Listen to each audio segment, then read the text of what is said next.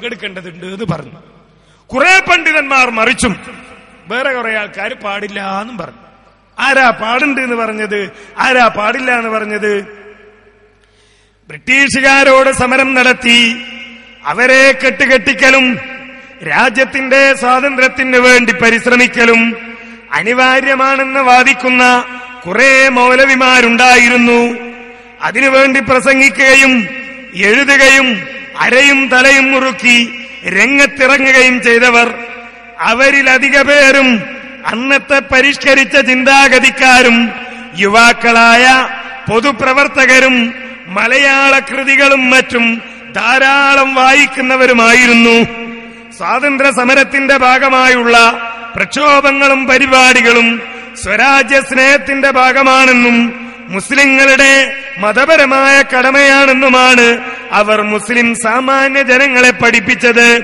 അതേസമയം നിഷ്കാമകർമ്മികളും നിസ്വാർത്ഥരുമായ മതപണ്ഡിതന്മാരും ആലിമുകളും ഖിലാഫത്ത് തകർത്തു എന്ന പേരിൽ മാത്രമായിരുന്നു ബ്രിട്ടീഷുകാർക്കെതിരെ മുൻചെന്ന രീതിയിൽ പ്രക്ഷോഭങ്ങൾ നടത്തിയത്.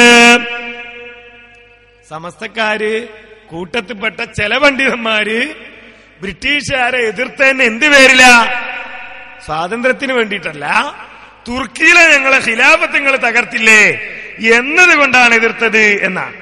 ഇനിയോ അതിൽ പങ്കെടുത്തതൊക്കെ അന്നത്തെ പരിഷ്കാരികളായ ചില മൗലവിമാർ.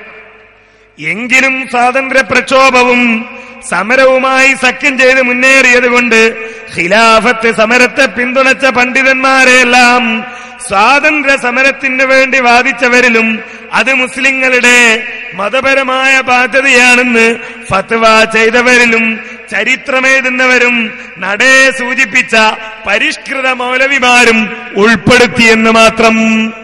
ഓലൊന്നും എന്തല്ല, സ്വാതന്ത്ര്യ സമരത്തിൽ പങ്കെടുത്തോലല്ല, ഖിലാഫത്തിന് നിന്നോരാണ്. ഇങ്ങനെയുള്ള അനീതിയും തെറ്റിദ്ധരിപ്പിക്കുന്ന ചരിത്രരചനയും മറ്റു പല സംഭവങ്ങളിലും സമരങ്ങളിലും സംഭവിച്ചിട്ടുണ്ട്. ഭയങ്കര അനീതിയാണ് എന്ത്? സമസ്തന്റെ നേതാക്കന്മാര് സ്വാതന്ത്ര്യ സമരത്തിൽ പങ്കെടുത്തു എന്ന് പറയൽ ഭയങ്കര അനീതിയാണ്, തെറ്റിദ്ധരിപ്പിക്കുന്ന ചരിത്രരചനയാണ് എന്നാണ് സംസ്ഥാനക്കാര് രേഖപ്പെടുത്തുന്നത്.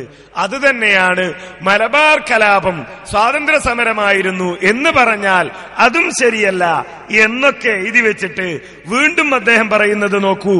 അക്കാലത്ത് സ്വാതന്ത്ര്യ സമരം നടക്കുന്ന കാലത്ത് ഇവരുടെ നിലവാരത്തിലേക്ക് ഉയർന്നിട്ടില്ലാത്ത യുവാവാണെങ്കിലും ശംസുൽ ഉലമാ ഖുതുബിയും ബ്രിട്ടീഷുകാർക്കെതിരിലുള്ള സ്വാതന്ത്ര്യ സമരം ശരിയല്ലെന്ന വീക്ഷണക്കാരനായിരുന്നു.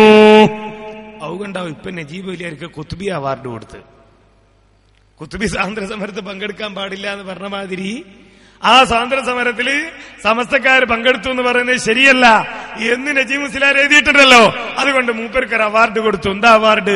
ഖുതുബി അവാർഡ്. പോട്ടെ, അക്കാലത്ത് ഇവരുടെ നിലവാരത്തിലേക്ക് ഉയർന്നിട്ടില്ലാത്ത യുവാവാണെങ്കിലും ശംസുൽ ഉലമാ ഖുതുബിയും ബ്രിട്ടീഷുകാർക്കെതിരിലുള്ള സ്വാതന്ത്ര്യ സമരം ശരിയല്ലെന്ന വീക്ഷണക്കാരനായിരുന്നു. വെറുതെ വീക്ഷിച്ചതല്ല, പിന്നെന്താ വീക്ഷിക്കാൻ കാരണം? തുറന്നു പറയാണ്.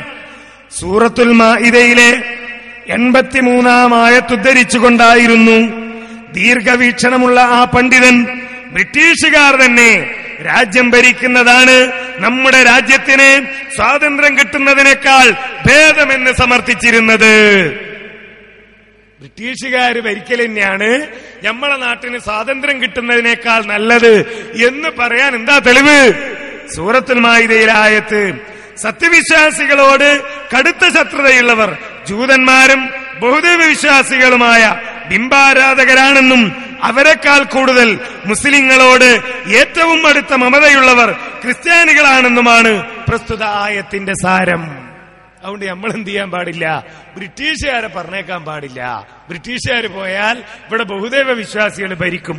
അതുകൊണ്ട് സ്വാതന്ത്ര്യ സമരത്തെ പങ്കെടുക്കാൻ പാടില്ല എന്ന് ഖുതുബി